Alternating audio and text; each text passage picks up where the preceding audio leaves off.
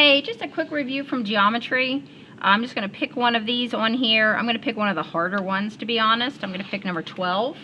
Your job is to find all 6 of these. You're probably used to sine, cosine, and tangent.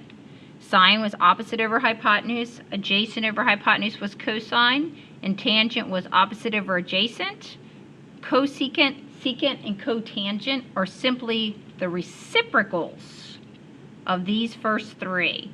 So if sine is opposite over hypotenuse, cosecant would be hypotenuse over opposite. And if cosine was adjacent over hypotenuse, secant would be hypotenuse over adjacent. So we're going to do number 12. If you ever have to find all 6, first thing you need to do is find all 3 sides. So I'm going to do Pythagorean theorem. Since it's a right triangle, and I know 2 sides. 2 squared plus 3 squared equals c squared. This is 4. 9. If I add them together, I get 13. Last step in Pythagorean theorem is the square root, but the square root of 13 is ugly. So I'm going to leave it because when we get a little bit farther in here, we're not going to use decimals. We're going to leave the radicals.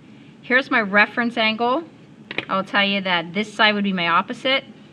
This is my adjacent. It's next to it. And obviously the long diagonal side here across from the right angle is your hypotenuse. I want 6 fractions, sine of an angle, cosine of that angle, tan, and those 3 reciprocals are cosecant, write an abbreviation, secant, and cotangent. Sine is O over H, which would be 3 over square root of 13, which makes the cosecant square root of 13 over 3. Cosine is 2 over the square root of 13. Reciprocal, square root of 13 over 2.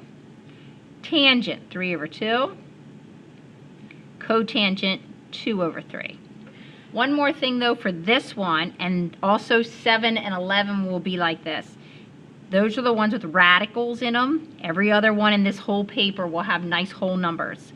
You can't have a radical in the denominator, so make sure you fix those. So if we had 3 over root 13 for our sine, we'd rationalize that by multiplying by root 13 over root 13, which gives you 3 root 13 over 13 for the sine. The cosine would end up being 2 root 13 over 13.